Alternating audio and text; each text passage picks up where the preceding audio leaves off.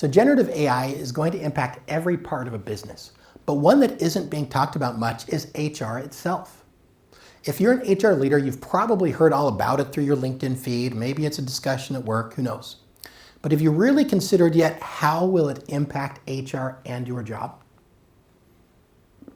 After working with a number of companies over the last several months, I've realized that HR might be the most impacted function by generative AI out of any other business function. And unfortunately, business leaders and especially HR leaders don't know this yet. Now, I don't mean that your job is going to be replaced by AI, but you're going to have to work the hardest to support what needs to happen. And the reason is simple. The workforce that you have today is not the workforce you need to be successful going forward. We know that generative AI at this point can help knowledge workers be more productive, on average about 50% over the next few years. As HR leaders, that means there's a number of things you need to figure out. So first, you need to set new policies for how employees use generative AI in business, considering what is appropriate, the diversity and ethical impacts, and how the company can best leverage AI. Second, you need to plan your workforce adjustments. What actions do you need to take if you actually do need less than 50% of your employees? Will you retrain impacted employees and move them to new roles? Or will you just lay people off or not hire backfill? You've got to figure this out ahead of time. Third, you need to consider the skills your company needs for the future.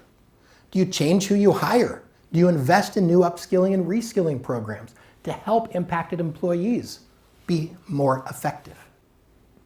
Now, fourth, your company likely needs to revise its values and update its culture to both account for AI while supporting its employees. This means you need to drive review of your company values, roll out changes, and create wholly new incentive and employee performance management processes that focus on driving innovation instead of just cost cutting. And finally, you need to incorporate it into your own jobs. You need to be AI wizards as well. Now, I could go on, but the point here is that HR is in the middle of this massive change.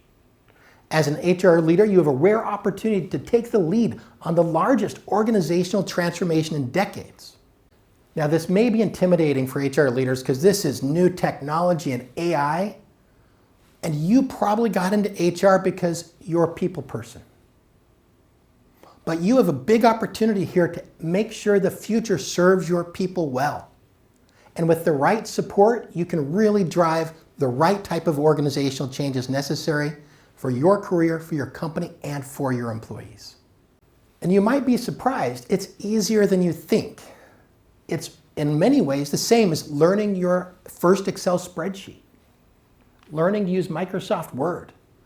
These things are not as difficult as you might expect, and you can be a leader to bring this into your organization in a way that helps you, your careers, and your employees. I hope you can join me in finding the best ways to transform organizations to take advantage of AI and thrive in the AI revolution.